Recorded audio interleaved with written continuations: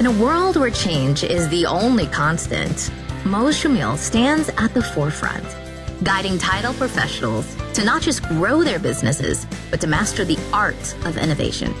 With every episode, you're handed the keys to unlock unparalleled growth and stay ahead of the curve. Get ready for a transformative journey.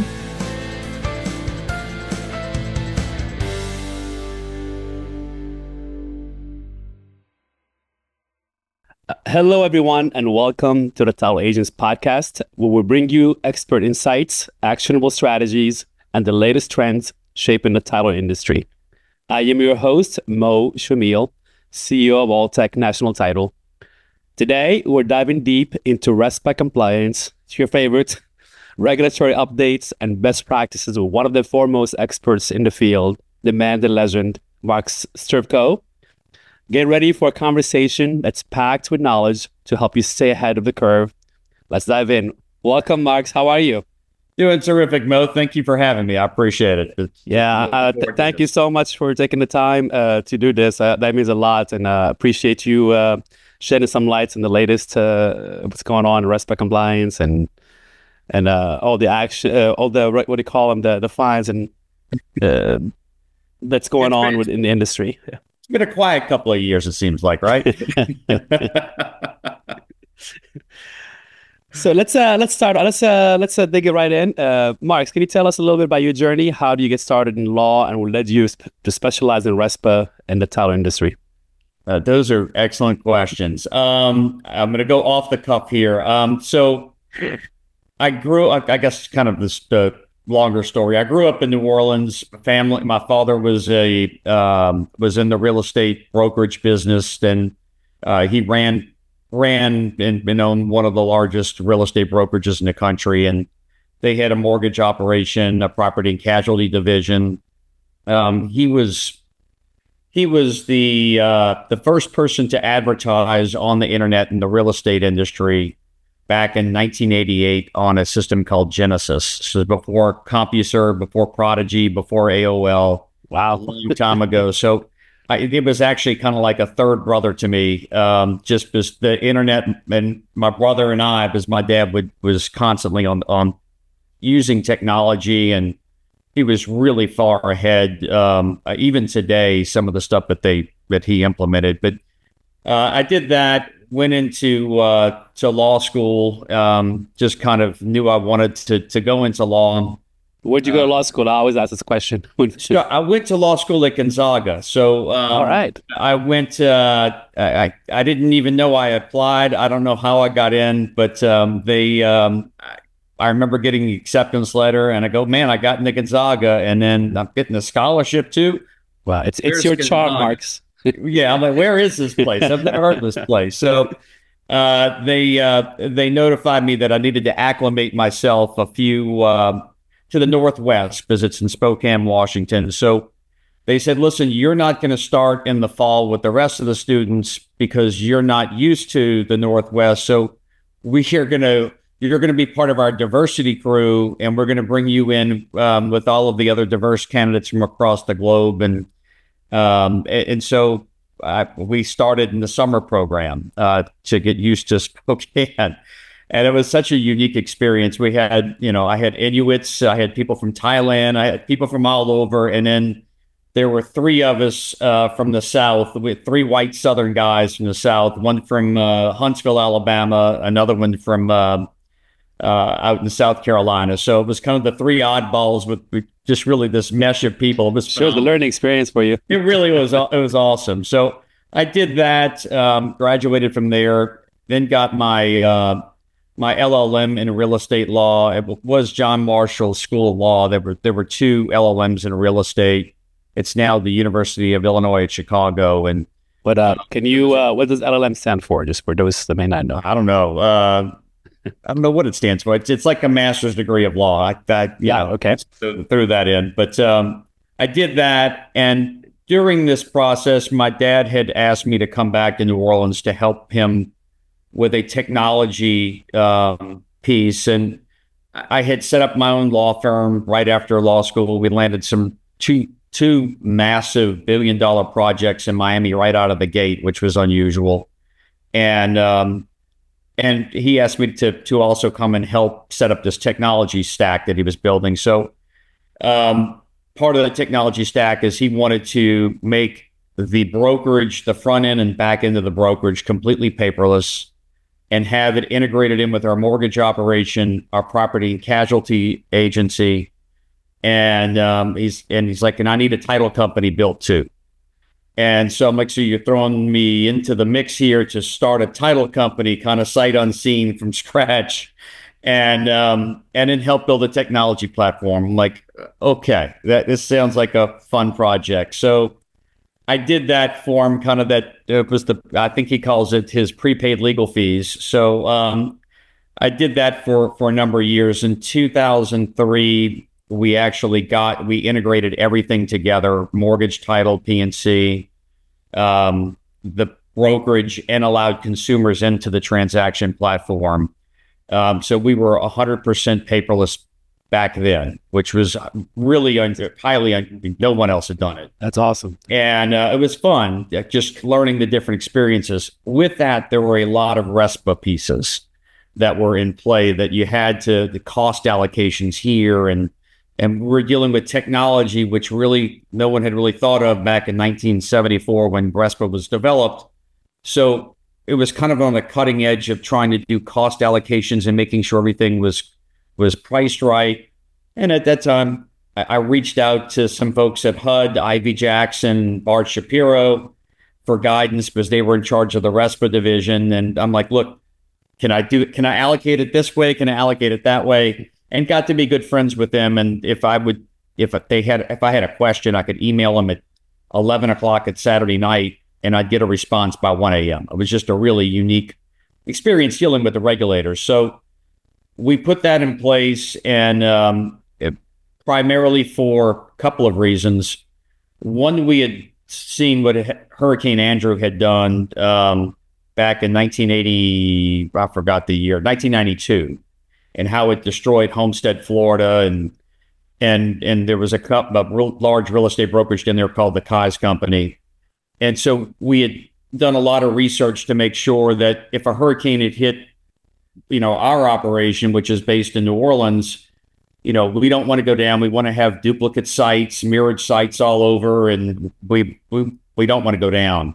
And at the same time, we want our consumers, as consumers had lost everything under the sun back in Homestead, we wanted a portal that consumers could come in who bought a house through us, that they could see all of their mortgage data, their insurance data, their title stuff, and then their real estate brokerage documents.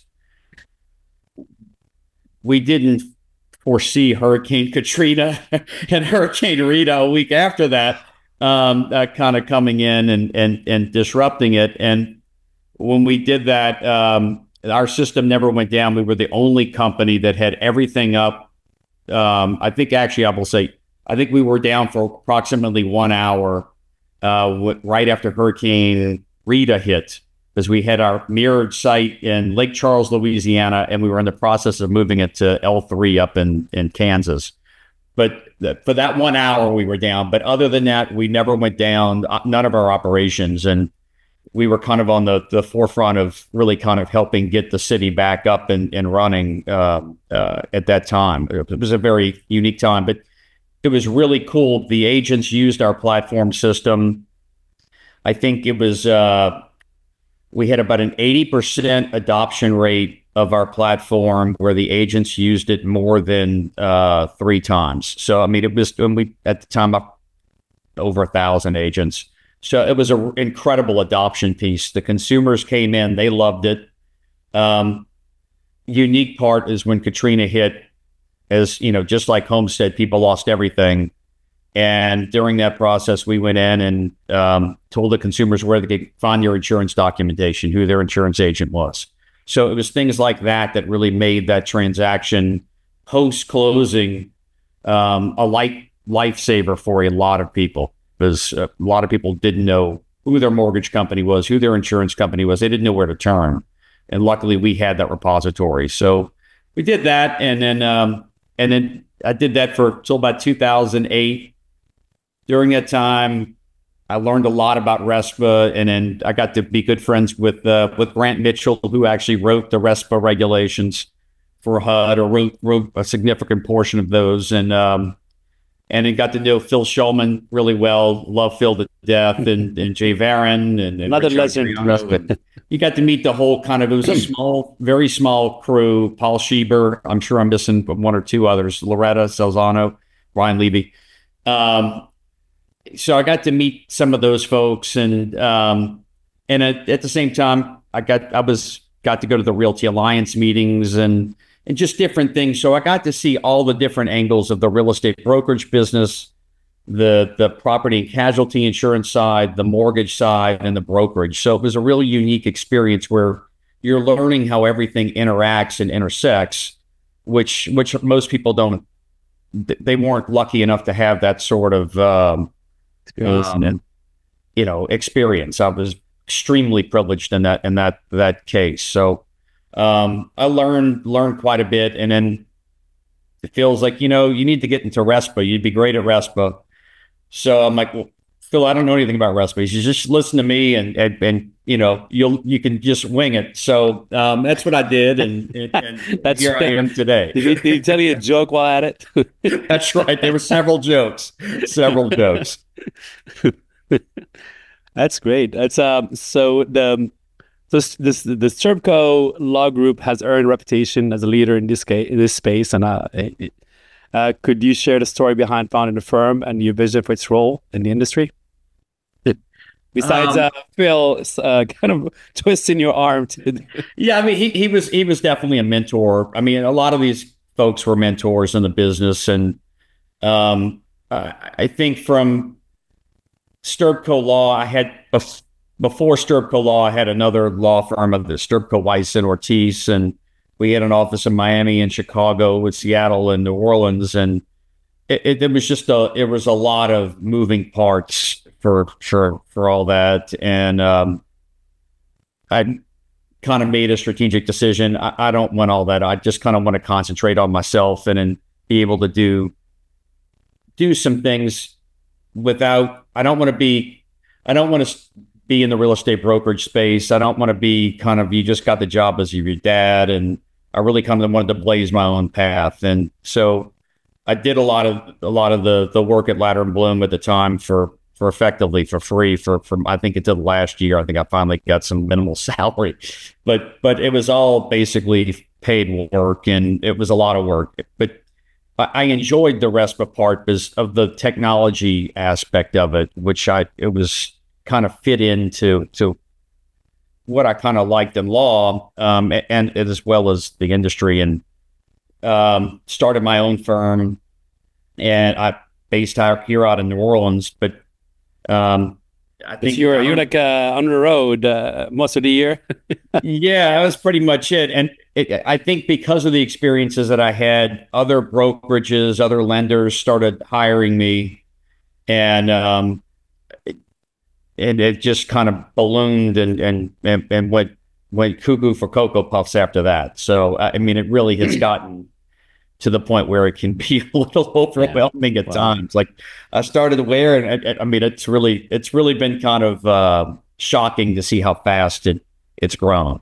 But wow, we're very blessed to have you spearheading this field, this niche of the niches. It is definitely a niche landscape where regulators can make up their mind as they go.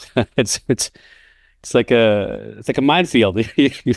It is. I think it's been one of the good pieces is establishing that relationship with HUD early on, with the regulators early on, was very helpful. And then having drinks with them and things, you got to hear things that you normally wouldn't hear, and you can share some things about the industry that they don't know.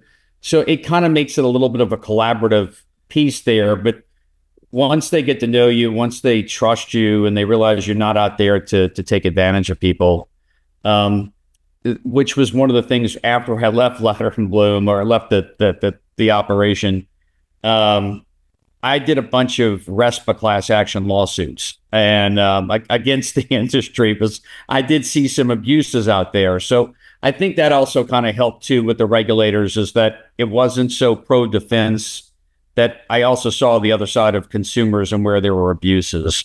Yeah, and it's unfortunately that's the regulators. They mean well, and they literally think that everybody's out there to get the consumer. When we're, I would say 95% of the players in the industry get the.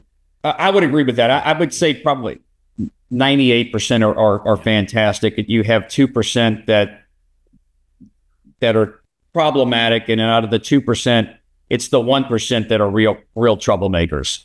And those are the ones you really need the regulators to come in and clean these people out and get them out of the industry, because it paints a bad brush over everybody. And that is something that I don't like to see. I'm very protective of all the industries, but I don't like where you have some companies, especially during 2008, where you had the AmeriQuests of the world and some of these others that really took advantage of people. Fortunately, it's a lot more difficult to do what they did back in that time period, but there's still a few bad apples here and there that say greed never goes away. yes, and especially when you have a declining market. It creates a lot more pressure on companies to do all sorts of crazy things. So you do need the enforcement attorneys, or the enforcement, whether it be the state attorney generals or the CFPB or OCC. They have to come in and eat one of the industry every once in a while to keep everybody on their toes. What are the most significant changes in RESPA regulations over the past year, and how are they impacting title agents and affiliated business arrangements specifically? So the most significant change is about to be the one that's going to come through the MLS, through that litigation. That's going to be the NAR litigation. Actually, the settlement is today. I think the judge is signing off on it today. Today is November 26th. And what's going on today? Exactly. So today is the day that the judge basically ignores everybody and just rubber stamps this settlement and moves forward. Is that a positive thing, or is that? It depends on who you're with. It depends on which side. I think that it's certainly going to be disruptive, and we're moving into a completely new home sale process. And unfortunately, you have NAR and some of the large brokerages that aren't really telling everyone what is going on in the industry. And that's strategic, because they don't want to spook their members and have members leaving in mass. And the brokerages some of these brokerages don't want their agents to know as well, because they may collect a desk fee or something. They want that revenue coming in. And unfortunately, in my opinion, I think it's a self-serving and greedy way to go about the industry, because you have people's livelihoods and their families that are on the line, and they really do deserve to know really what this impact is going to be. And it's not going to be all this rosy impact that people are talking about right now, whether it's the same old thing, nothing's going to change. There are going to be some fairly significant changes that will create some pressure on a lot of brokerages, and a lot of those brokerages are going to be forced to have affiliated businesses, much more so than ever before. And I think you're going to see the same with agents and agent teams as well.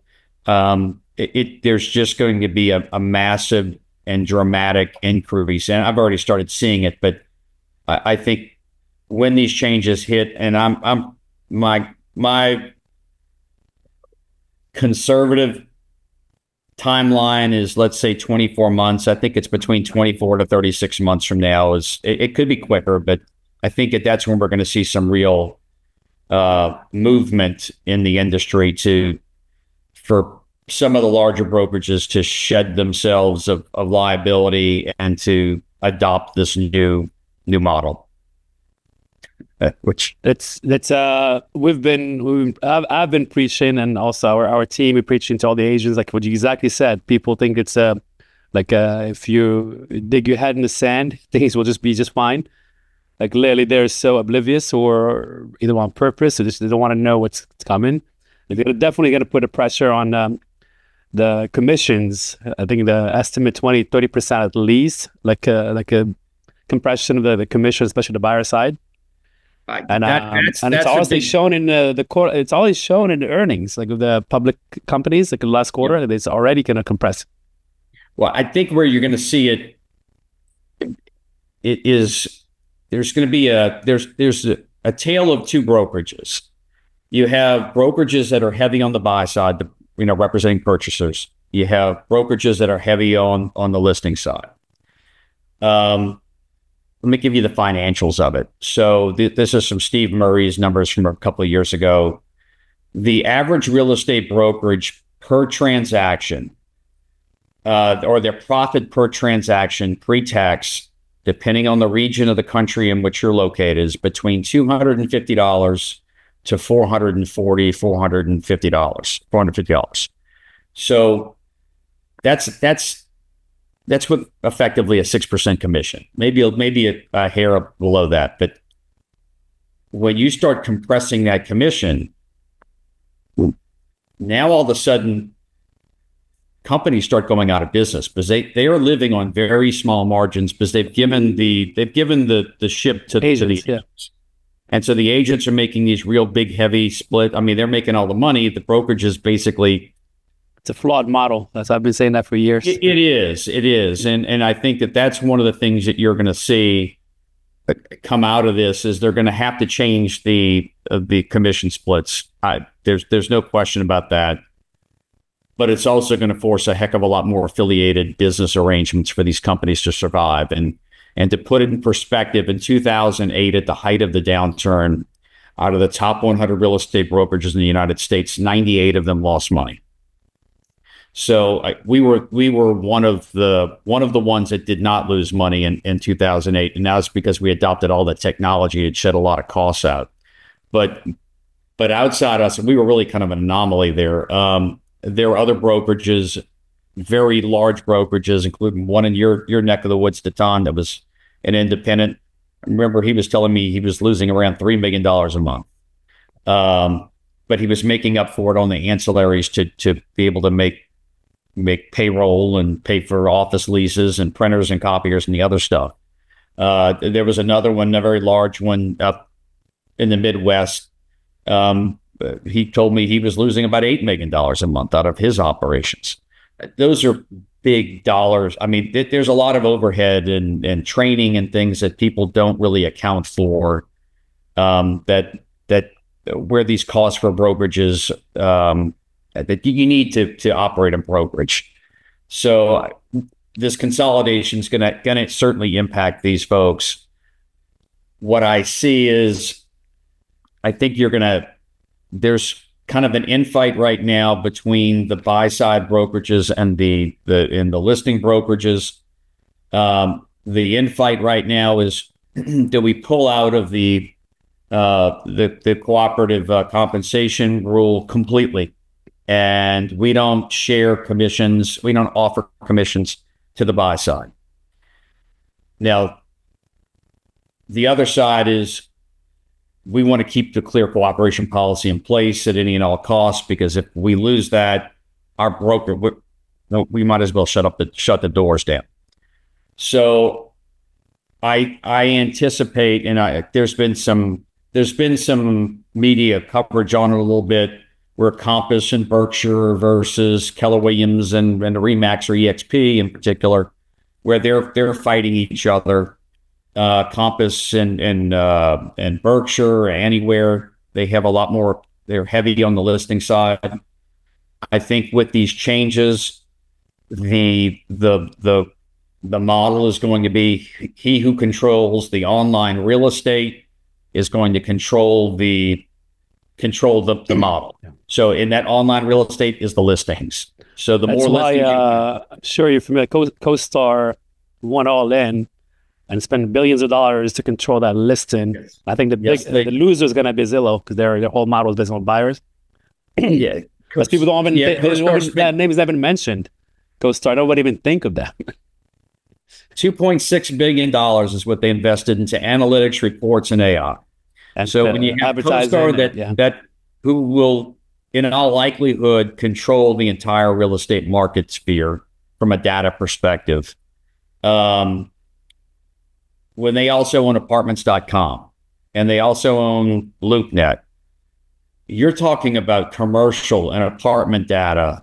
Now you mix the residential in.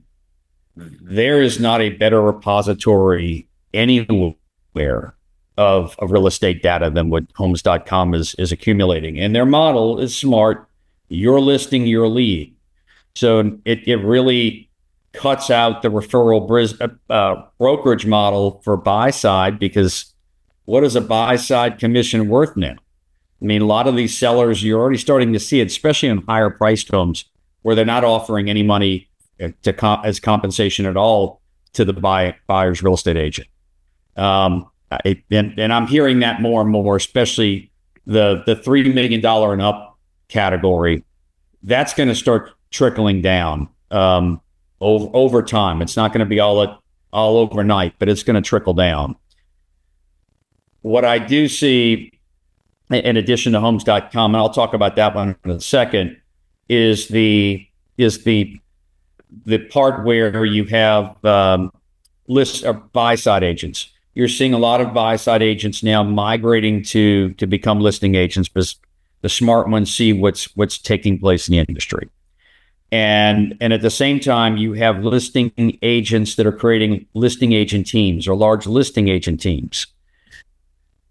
When that consumer lead comes in through homes.com, well, that listing agent, they may be a dual agent, or they may just assign it to a junior level or another agent in their brokerage to handle the buy side transaction. And then they will, at the end of the year, every 6 months, they'll work out their own financials as part of the team. That, I think, is going to be the model. And it's going to significantly curtail the number of purchase agents across the United States. It's just, and I know that the DOJ, the current DOJ, was wants to kind of even clean up the industry even more, the real estate industry. And with the new administration, hopefully that will put a halt into this a little bit or slow it down. Or I don't think so. And I'll tell you why. So the NAR settlement, which is being classified as a national settlement, it really isn't a national settlement. It's a settlement among a few states with a few brokerages. And it's a settlement in terms that it doesn't impact non-NAR MLSs other than the couple of them that opted in. It doesn't impact real estate brokerages that were over $2 billion that did not opt into the NAR settlement. They didn't want any part of it, that goofy suit. Why would you go subject yourself under that goofy formula that NAR came up with the plaintiff's attorneys? It made no sense. So you basically you go at it alone. So it's what has been created now is a hodgepodge of laws in different states, and there's confusion. So the one thing that no one likes is confusion in the marketplace when you have this level of, I'll say, dysfunction in the real estate brokerage industry and confusion. When brokerages can't explain what the new changes are, when agents can't understand what the new changes are, and they're all expected to explain it to consumers, it creates even more confusion and bewilderment. And some of the state purchase contracts that I've seen, or buyer representation agreements, and some of these documents are so convoluted and confusing. Even somebody with a PhD in nuclear physics can't figure these things out. I mean, there was one the other day I looked at. I won't say the state, but I sat there with two other attorneys, and we represent some companies in connection with the MLS stuff. We couldn't figure this thing out. Like it made no sense. So having said that, I think that the Trump administration will probably give about a 2-year period of time for the industry to sort things out. If they can't sort it out, then the DOJ is going to come and it's going to sort it out for them. And how are they going to sort it out? It basically what I just said. They're going to create a model where the sellers cannot compensate the purchasers of property. It's just going to be a hard line. And that's where I think it's ultimately going to head. Do I like that model? Not really. But considering some of the goofiness that you're seeing with people who are not the brightest in the business, there is a lot of shenanigans there. And so you have to protect consumers, and you got to protect the industry too. That's really probably the best way to do it across the board, unfortunately.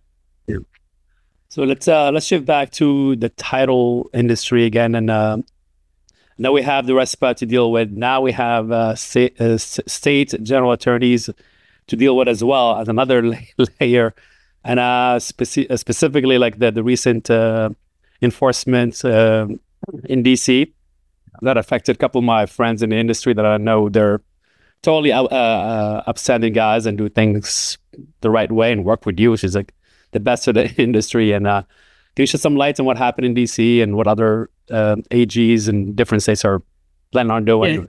DC was a bit of an anomaly. So I did represent a company that they were the last to settle just a few weeks ago, maybe about a month ago.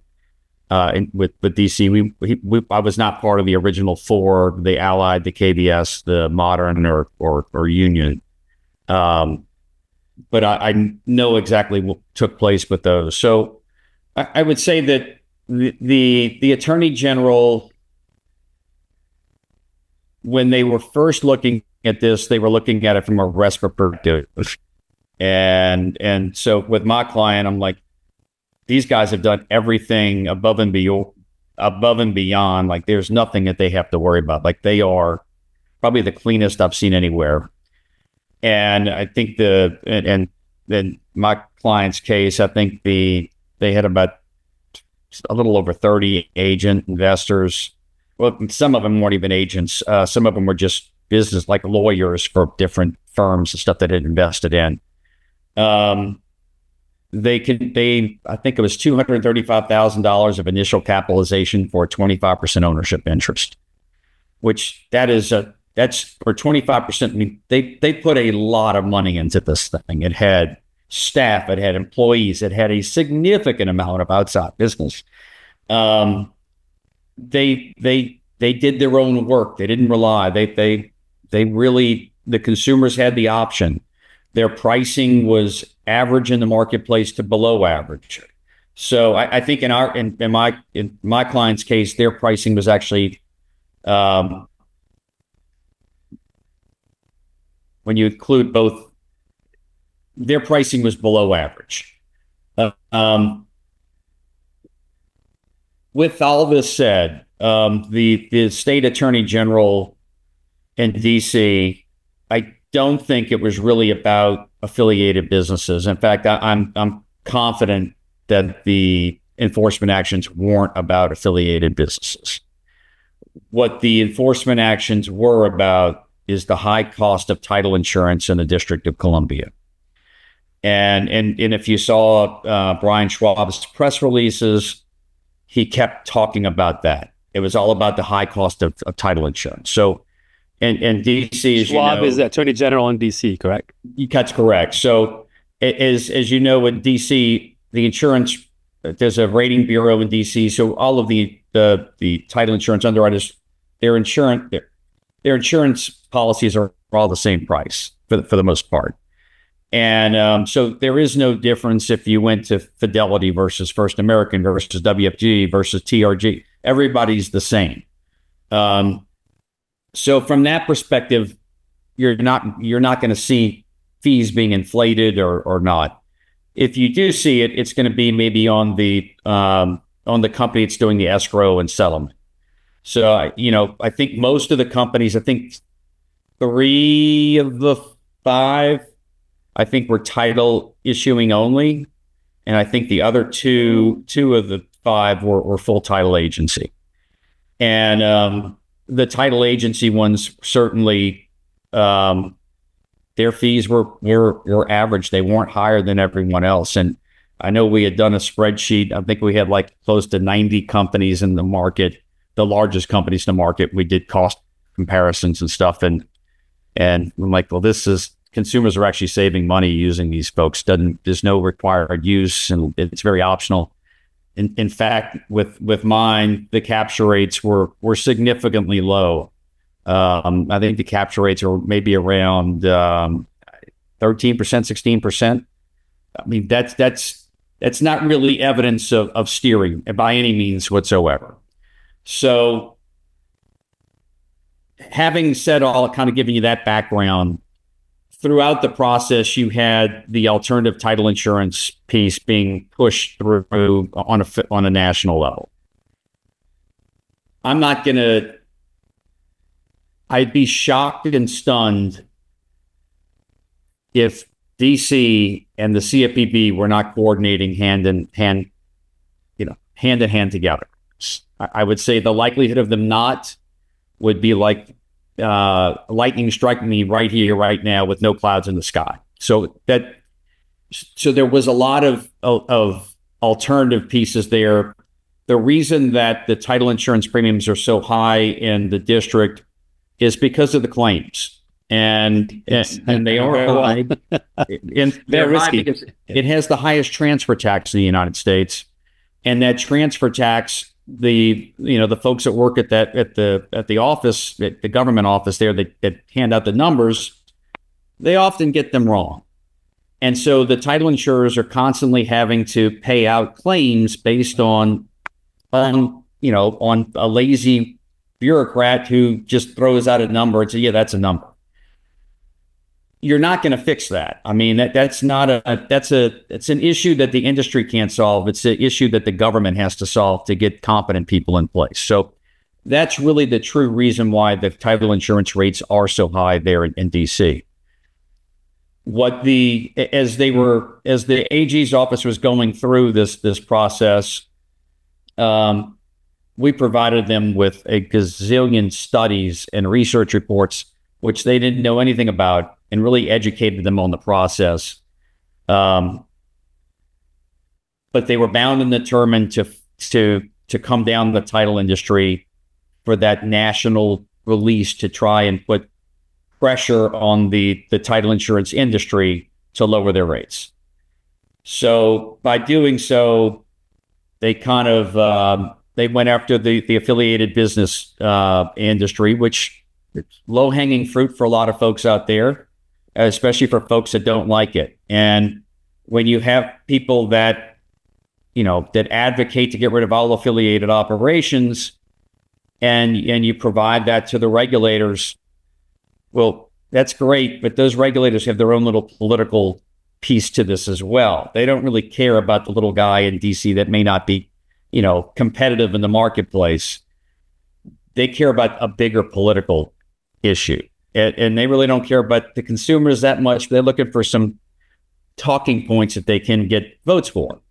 So as we kind of went through this process with them, it was clear and apparent that it was all about title insurance, about the premiums being too high. So what was the loophole? The loophole in the DC Codes of Consumer or something? Yeah. So interestingly enough, the DC City Council a few years back was going to adopt RESPA, and they adopted like a RESPA light provision, and they were going to adopt the safe harbor provision of RESPA in the code. And for some reason, they either forgot to add it, or it just got lost in the paper shuffle, but they didn't codify that little part. So DC, the Attorney General said, hey, we don't recognize a safe harbor. We don't have a safe harbor for RESPA for affiliated businesses. So they're all illegal. interestingly enough, the Department of Insurance and Business, or Insurance Securities and Business, DISB, on their website, they actually said that real estate agents can own interest in a title agency so long as they follow the RESPA policies and procedures. Yeah, I mean, clear as day. They took it off a couple of months ago, but they didn't have any restrictions on it, nor did when they submitted their data to the National Association of Insurance Commissioners when they were looking at affiliated business study. They said, yeah, we don't have any restrictions on affiliated businesses. So you have DISB going out and saying one thing, and then the Attorney General saying, oh, no, don't listen to them. Other unique part of this case is that the DISB is actually authorized they have to actually send a referral to the Attorney General's office to start an enforcement action. It didn't happen in this case. That there was no referral. The DC Attorney General just decided to take this up on his own. Unusual, but there was some lobbying on the back end by some folks who I know. You and I know exactly. Yeah, and so I will say that my former CFPB friend, he did a very good job of using his network of influence to get some of the things accomplished that he wanted, and DC was one of them. So they used the Consumer Protection Act there. And with that, the way that they've applied the Consumer Protection Act is actually scary. So it's one thing to go after companies that are doing things wrong and hitting them for RESPA violations. It's another to advocate to get rid of all affiliated businesses, not knowing what the impact of that's going to be. Because these people in the regulator's office, they don't have any clue what title insurance is, what affiliated businesses are. They're just going to go adopt something with a half the information and run with it. And that's kind of what we had here. So the DC now, because of these enforcement actions and the way that the Attorney General has enforced it, it means that any affiliation with a title insurance agency or underwriter is effectively illegal in the District of Columbia. That means if I'm a lawyer and I have my own separate title agency, that's illegal in the district.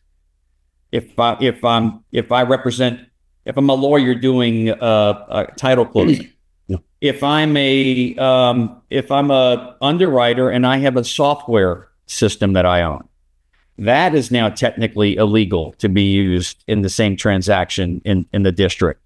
If I'm a lender, I can't have my own affiliated title op. I mean, the impact. So is that a new law, or just more? I know these were all settlements. I mean, nothing. There's no suit. There's no precedents. Or people now just have precedent now because we all settled. So okay.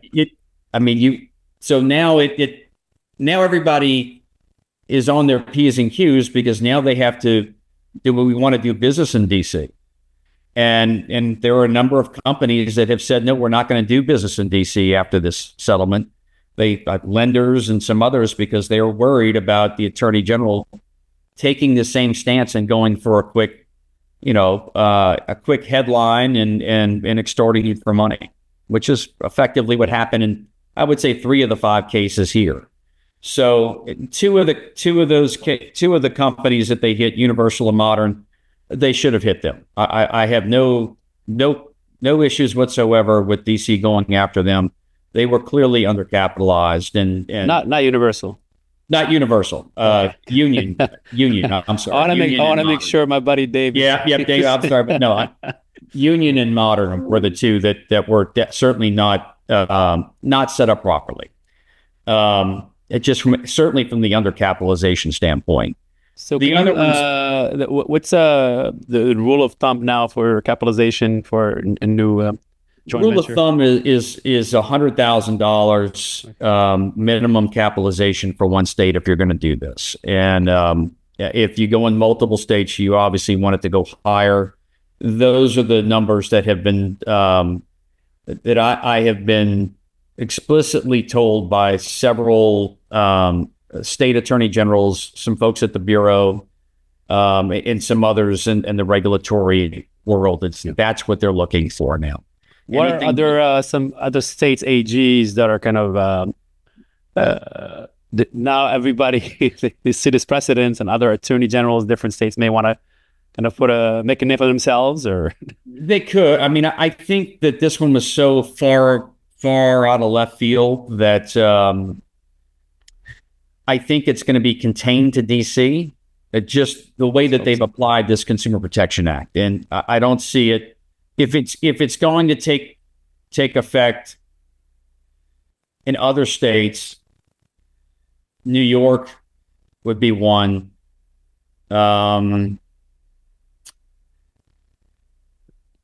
Pennsylvania, those would be the two, and I do know that there is an enforcement action coming down the pipe, or there is one in process in Pennsylvania, not involving the title insurance industry, but involving affiliated businesses. So that'll be a RESPA one, though. So I haven't seen or heard about any other Consumer Protection Act angles being presented, although I know that people have made overtures to those regulators in other states to try to get them to be enticed to take it.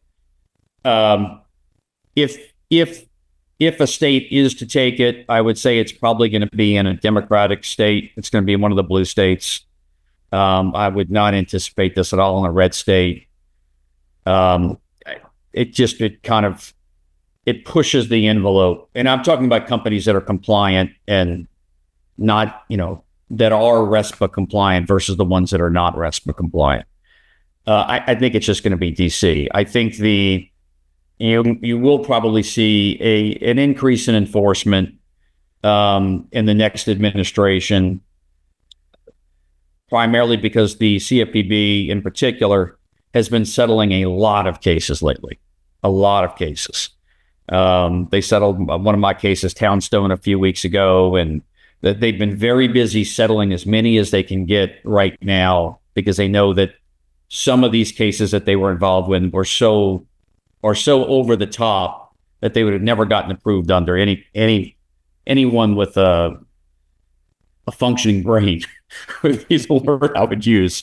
So I think that you're going to see a lot of enforcement coming back into vogue, back at the CFPB under the Trump administration, but it's going to be concentrated on RESPA, maybe some LO comp, some other UDAP things. It's going to go back to the nuts and bolts of enforcement, the things that we saw really up until around 2015.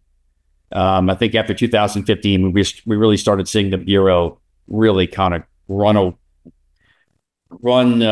roughshod over laws and trying to make their own sort of unique interpretations as the new enforcement part. So I think that that's going to go away, but I do think that they're going to focus back on affiliated businesses. And you know what? It's a good thing. I don't have any issue with them focusing on affiliated businesses or marketing arrangements. There are a number of states that have moved into enforcement actions involving marketing and advertising right now, a large number of them. And I think that that's healthy for the industry because it certainly protects, the consumers, it protects the marketplace, keeps everybody honest. If you have one player that goes in and they're doing a whole bunch of really bad things, it distorts the entire marketplace, and over time it creates a monopoly for them. That's not good for anybody. So the regulators serve a purpose, whether the companies be independently owned or they're affiliated. Everybody needs to play by the same rules. And with an affiliated operation, from my perspective, if it looks, smells, and feels like an independent company and it's an affiliate, then you're going to be in good shape. If it looks, feels, and looks like nothing more than just a strategy to just get 100% of the referrals, and there's no website, there's no employees, but those people need to, hit them where it needs to be, where they need to be hit, and clean it up. That's my simple, quick answer. Yeah. Is there the full-fledged title and escrow ABAs more scrutinized, or more than just insurance issuance only? Or it's a great question. I haven't seen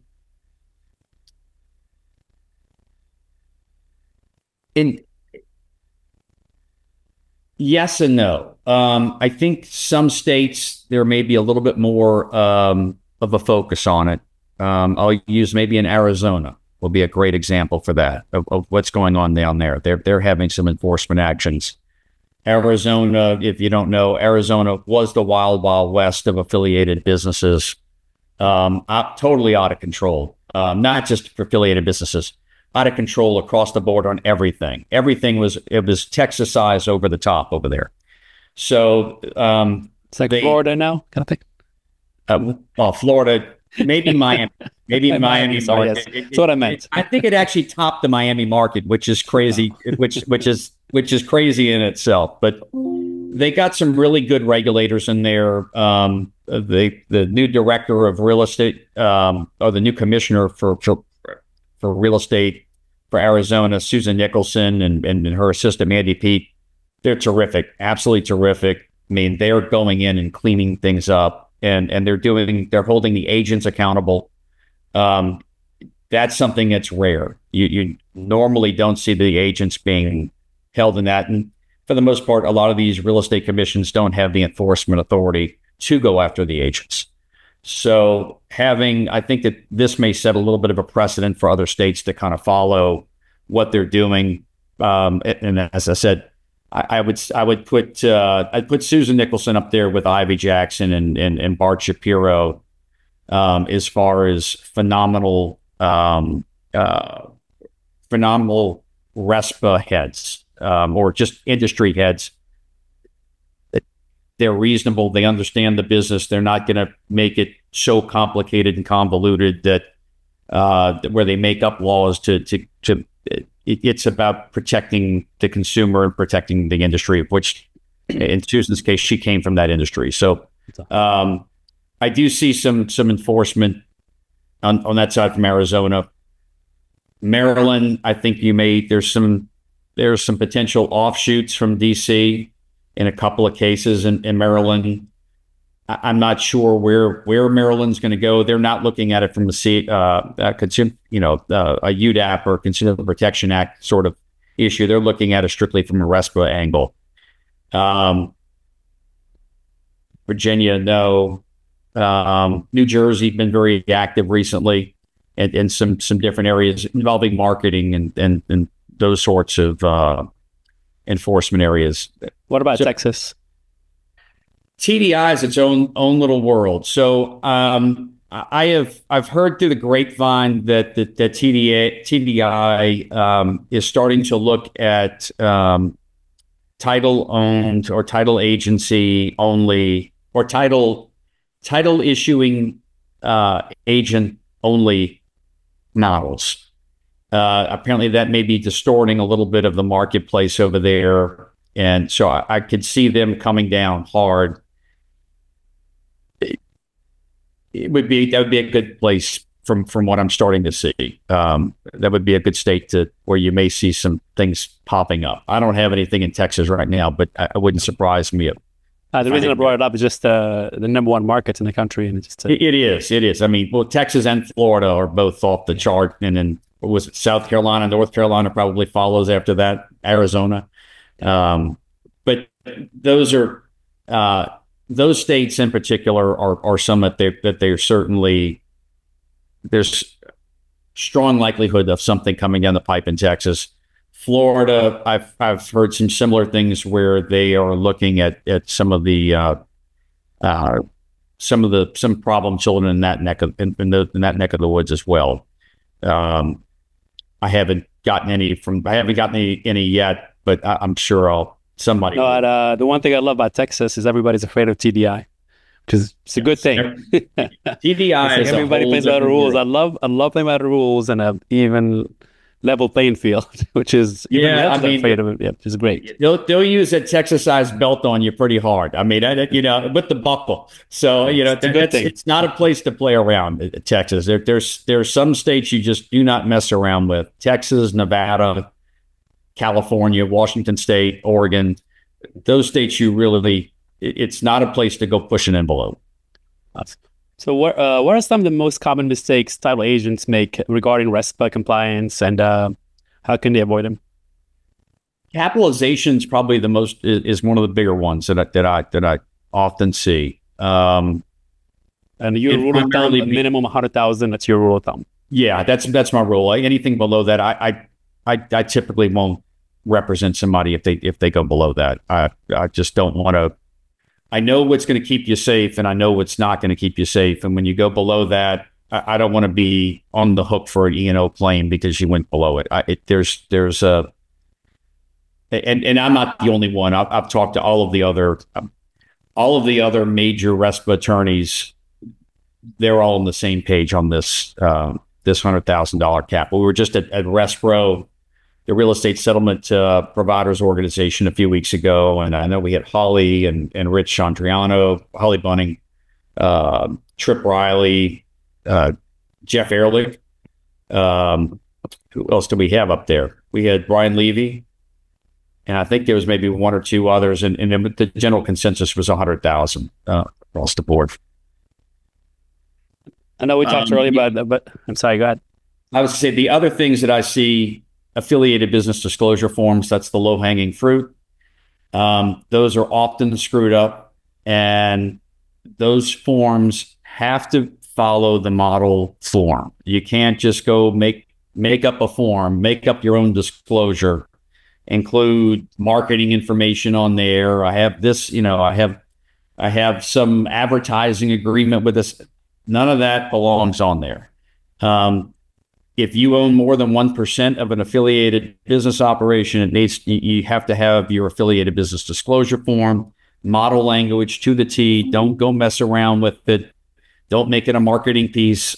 It's a simple form that no one reads. And even the CFPB enforcement attorneys told me, Marx, we know nobody reads this. And but we just want it for transparency. Can't blame them. Makes sense. Transparent thing, piece of cake. People are going to click it and move on. But your ownership percentage is the other part on that affiliated business disclosure form. So if I own 5% of a title agency and I'm a real estate agent or a real estate broker, I need to show I own 5% on that document. It can't just be Marx owns interest in XYZ title. So that's something that's really low hanging that the regulators will, if they're going to come after you and they have a couple of things on you, you can always migrate to the affiliated business disclosure form and try to settle out on. That's my piece. No employees is another one. That's a real problem.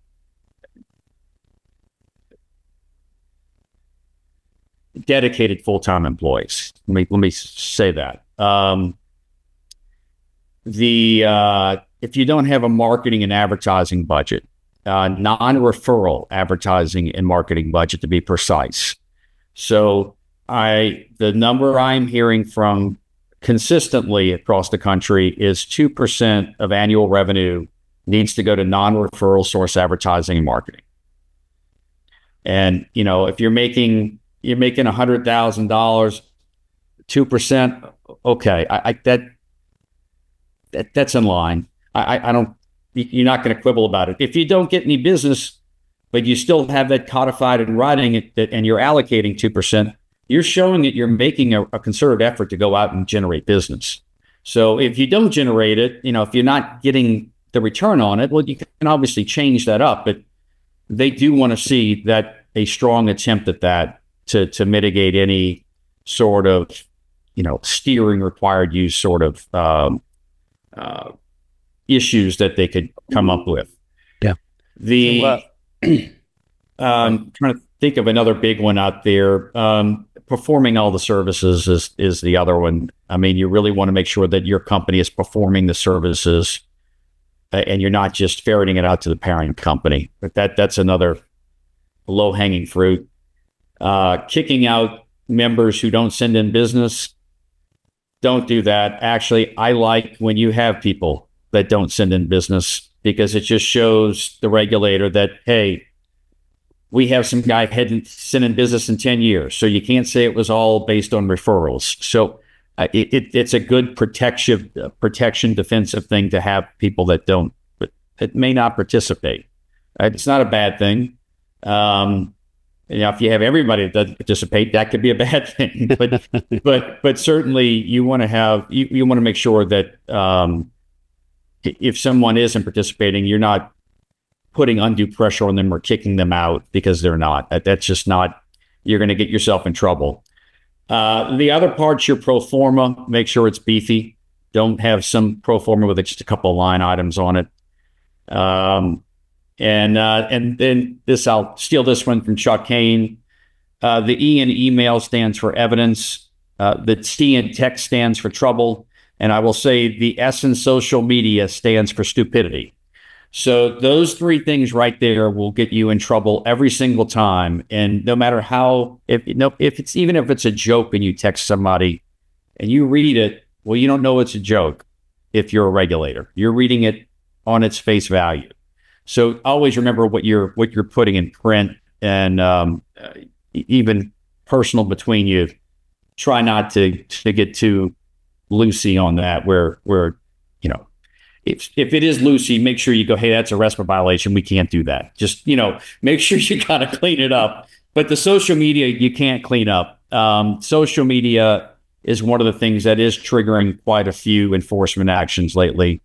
From marketing, from joint ventures, from just basic RESPA things. I saw people boasting on social media and both parties and social media is a really dangerous thing. And when you're dealing with people that get overly excited with social media and they want to overshare, sometimes that oversharing is not a good thing.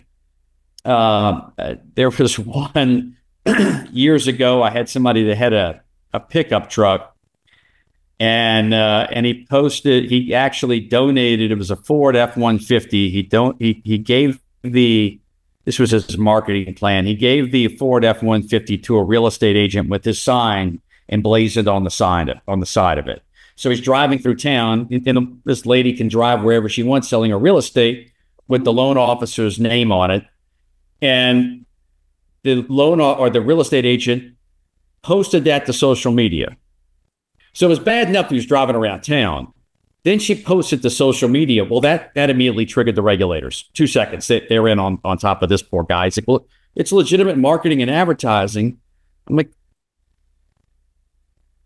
in your mind it was, but the providing of the free car was not. So it's things that people do that they just don't think sometimes. But those are some hot button areas. Employees, former employees, ex-wives, ex-girlfriends, ex-spouses. That's the other area where a lot of these enforcement actions are triggered. So you want to make sure that you're running a good, clean operation, because if you do something and you're not a good person to your employee when they're departing or something, you can wind up getting yourself into a heap of trouble from a disgruntled employee or disgruntled spouse.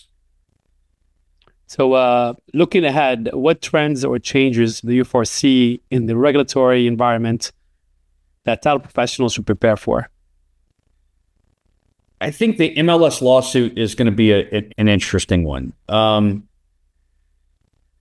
It's going to create a lot of consolidation in the industry, and not just consolidation in the real estate brokerage space. It's going to create consolidation in the real estate agent space as well. And so where you may have had 10 agents before that were referral sources, maybe now there are 6 referral sources. So let's say 4 of them are out of the business. Well, that's 4 less places four less companies that those agents would have placed a title order. So I think you may see some consolidation in the title agency space, the title underwriter space. I talked to Pat Stone earlier this year, and as we're discussing this same thing on the MLS suit, he's like, we have 32, 34 active title insurers in the United States. When this is really plays out, he's like, I would be shocked if we didn't have 12 to 14, just because he sees that consolidation taking place. So I think the affiliated business part is where the industry is going to head, whether you like it or not. It's gonna be at full steam ahead, and all companies are going to need it. And I think you'll see it both on the property and casualty insurance side, as well as the mortgage broker and mortgage lending side. So that's one area that I see significant changes coming. I think on the lending side, I think based on how it's not a little bit title related. Our Townstone financial case that we just settled with the CFPB a few last month. I think that one, the CFPB was trying to utilize that case to open up Pandora's box to where they could go after the largest non-bank lenders and banks across the United States for the selection of title agents or their settlement agents, title insurance agencies. And they were going to hammer those title agencies if they had, and this would be like in the Virginia, the Indianapolis or Indiana marketplaces in particular, some others, where the title insurance rates deviate from underwriter to underwriter. So if I'm writing in Fort Wayne, Indiana as a title agent, and I'm on, one underwriter, and Fort Wayne's a low income neighborhood, I'm charging a higher price title underwriter. And then I go to, let's say, Carmel, Indiana, and I, which is a higher net worth neighborhood. I charge the lower rate because it's more competitive. They were looking at utilizing ECOA, the Equal Credit Opportunity Act, against those lenders for the selection using UDAP, and also hitting with a UDAP violation for the selection of that title agent or that title underwriter in that marketplace for allowing them to engage in discriminatory pricing. Wow. That's still possible. I think because of how we fought back in the Townstone case and how we wanted the district court, even though it got overturned at the Court of Appeals, there were a lot of things in motion there that have, I would say, that will curtail the CFPB from pushing the envelope and creating enforcement actions where there was no reason for an enforcement action whatsoever. That was the most egregious case I've ever seen in my entire life in my professional career in this industry, where you accuse somebody of discrimination who has not discriminated. And it's win at all costs. And if we have to destroy his life and his family's life and his employees' lives, we're going to do it. And they couldn't find, in that case, they couldn't find a single email. They couldn't find anything that was off color. They made up 5 different statements. They actually cobbled together statements that weren't a full statement, basically parsing sentences together, come up with one to put into their complaint, which sound bites, basically. Yeah, but it was like clips of sound bites they put together to make it sound like it was one sentence that came through.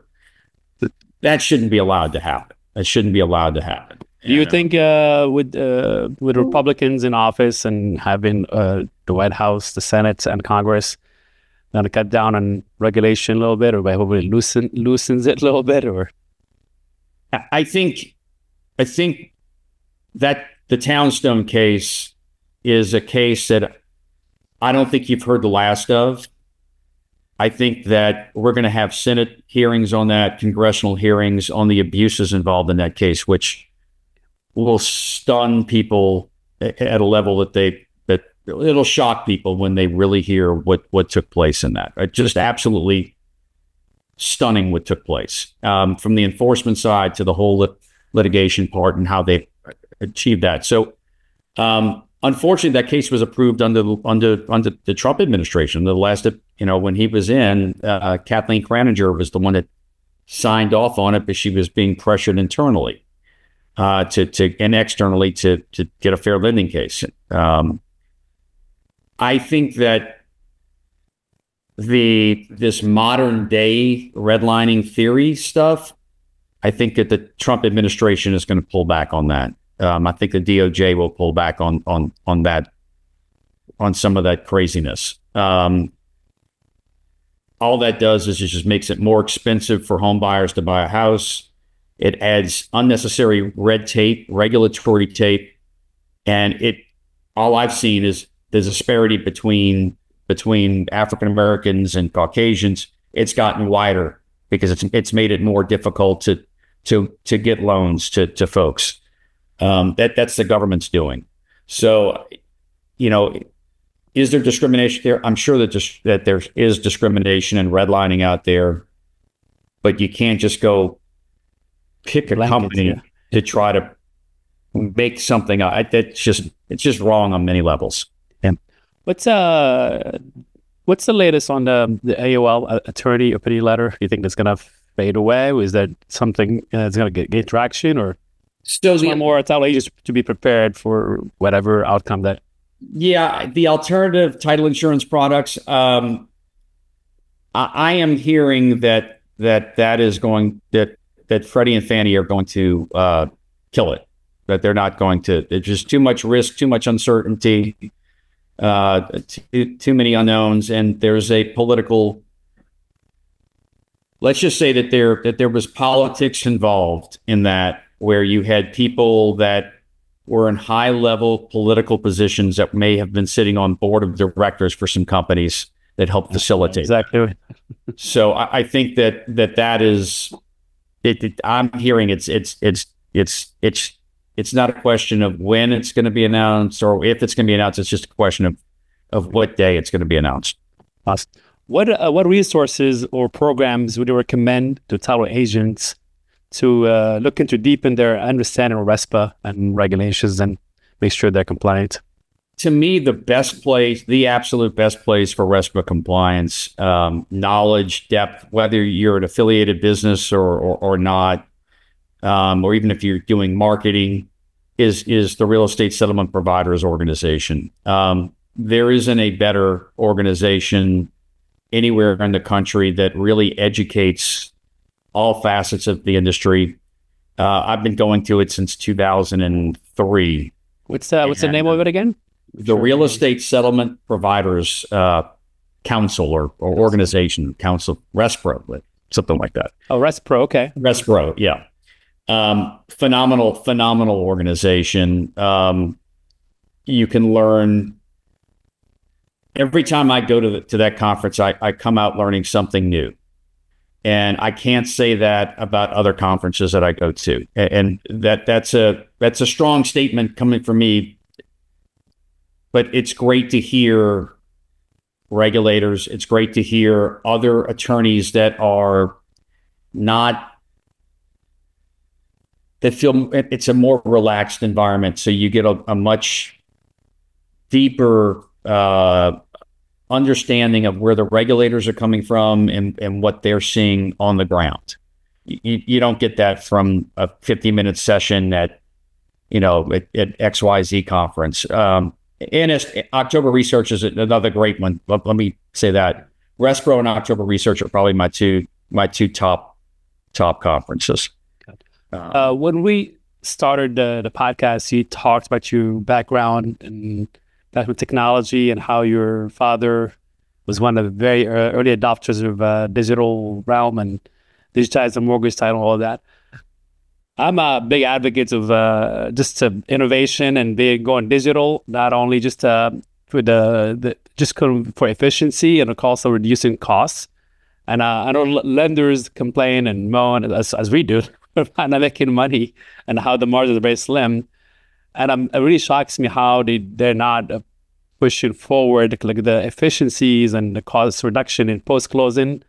That's massive. And I'm just shocked how they're not pushing into it.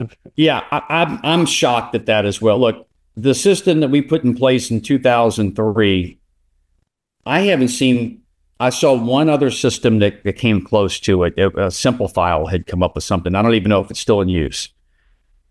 But outside that, I haven't seen any system that's even come close. And that was, now 20 years ago. Technology and adoption take time. And I have a client of mine that invented wireless crime cameras and wireless internet, point to multi-point wireless technology back in 2002, 2003.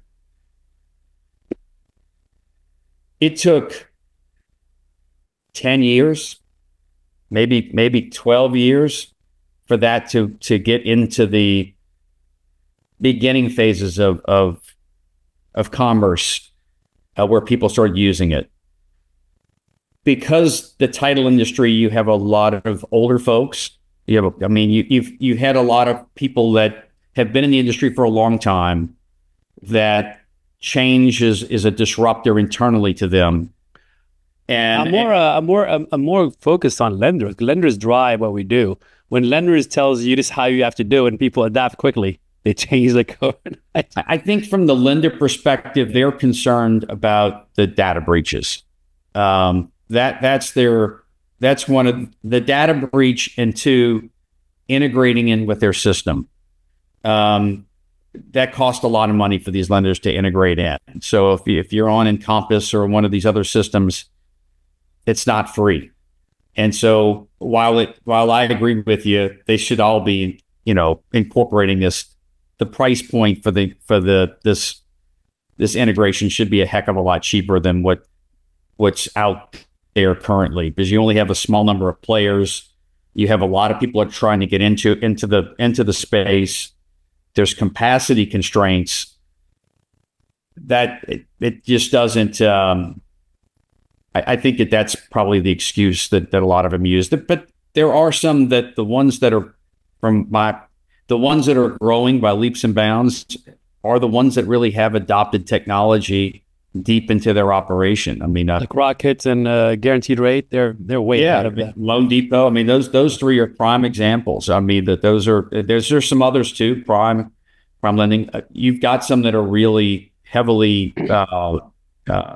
integrated in with technology, but for the entire industry, there's just there's a lot of parts, limited resources, and the costs, especially now that where your volume is down, nobody wants to go invest in a new technology system or invest in some integration. Unfortunately, to me, this is the best time to integrate. Exactly.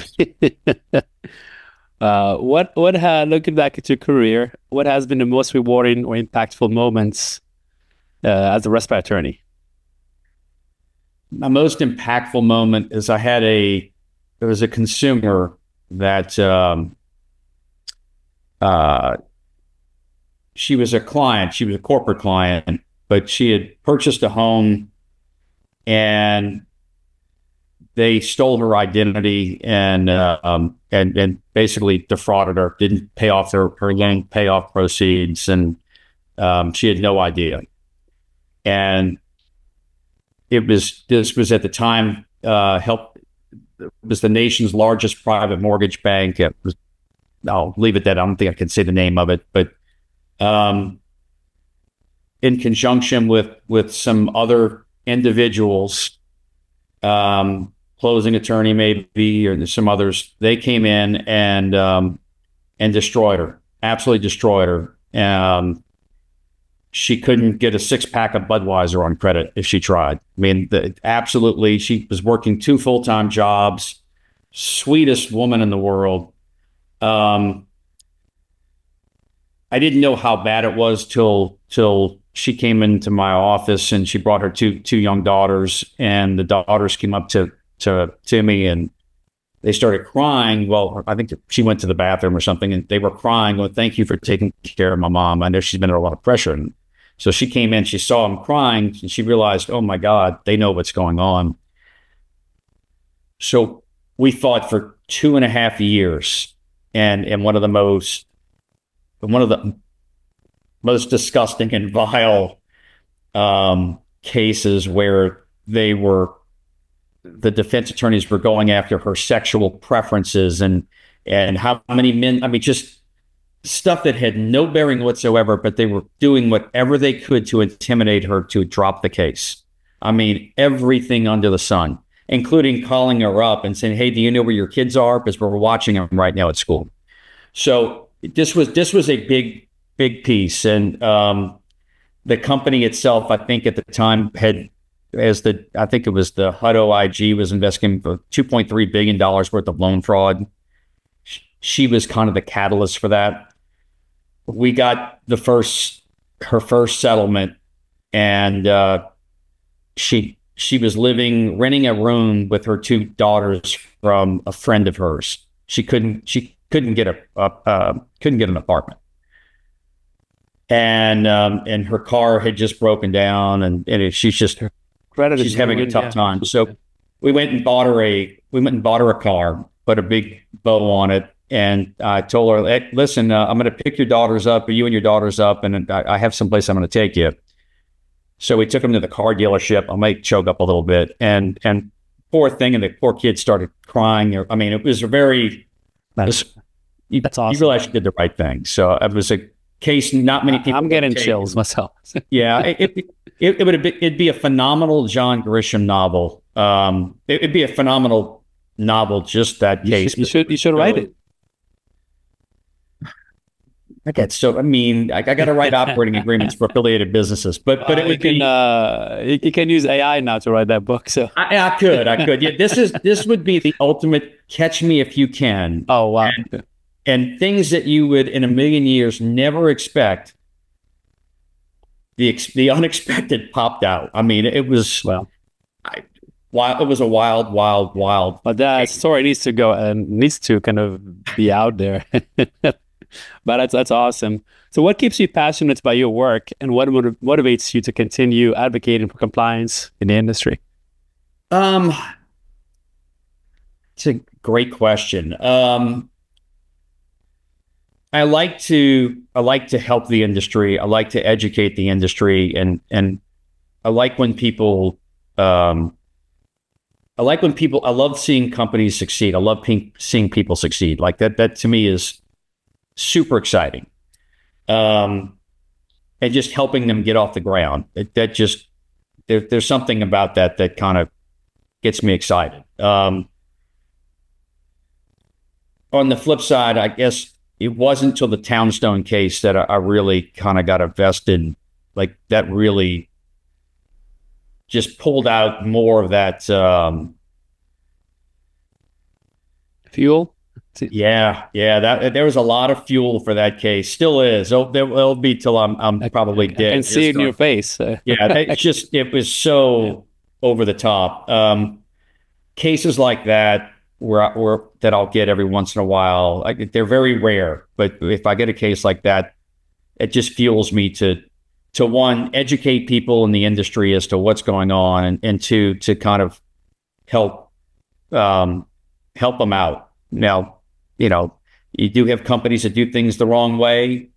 I don't mind going in and helping them organize and structure and get their I's dotted and T's crossed. That's also very uplifting to me as well. So long as they take my advice. The ones that don't take my advice, it's okay. So do you have a favorite quote that resonates with your professional philosophy? No good deed goes unpunished. Love it. So, like that. You didn't have to think. How about books? What your favorite book? That's John Grisham's novels. The Firm, I guess, is probably one of my favorites. I mean, it was at Tulane. I went to Tulane for undergrad, so probably the connection there. So I am gonna stay on you to write that book. Story. It's a great story. It's a wild story. I think there's some articles in the newspaper on it. I think USA or USA Today did a big story. I mean, it's got the piece. It has bones that will shock people. Maybe you should co-author it with John Grisham. Can we? I think he lives here in the DC area somewhere. So if I'm not mistaken. Yeah, I'm sure he comes back into New Orleans quite often. So I see him at my old stomping grounds when I was at in college. When I was at Tulane, I actually bartended at Pat O'Brien's on Bourbon Street. So I'm sure I probably served him once or twice there.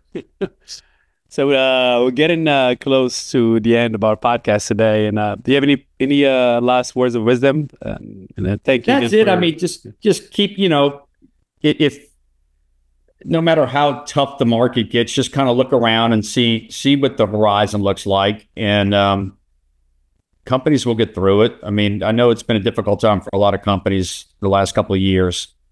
And I do think we are on that we're going to be on that upturn. So there's a light at the end of the tunnel. There's definitely light at the end of the tunnel. I wouldn't get too, sometimes I can be known as a little blackbird of happiness, but I do think that doing things the right way, you can put your head down, sleep, and not worry about it. I can see some actions and some technology coming into place over the future. The use of AI in enforcement actions, I think, is going to dramatically speed up a lot of these enforcement cases. So I do think that some of the competitors that are out there that are really acting in a bad manner will be cleaned up. With that said, always good to meet your regulator, whether it's the states or the feds. Don't be scared of them. They're just people like you and I, and they like to hear what's going on in the industry. They get to know you, so you're not this monster. Correct. You're out to get everybody. Like, no, you just. Well, they all still think I'm the monster, but that's a whole different story. Well, that's it for today's episode of the Title Agents Podcast. A big thank you to Marx Sterbcow for sharing his invaluable insights on regulatory landscape and the future of compliance in our industry. Be sure to subscribe for more expert interviews and practical strategies to grow your business. I'll see you next episode. Thank you so much, Marx. Thank you, Mo. I appreciate it. In a world where change is the only constant, Choumil stands at the forefront, guiding title professionals to not just grow their businesses, but to master the art of innovation. With every episode, you're handed the keys to unlock unparalleled growth and stay ahead of the curve. Get ready for a transformative journey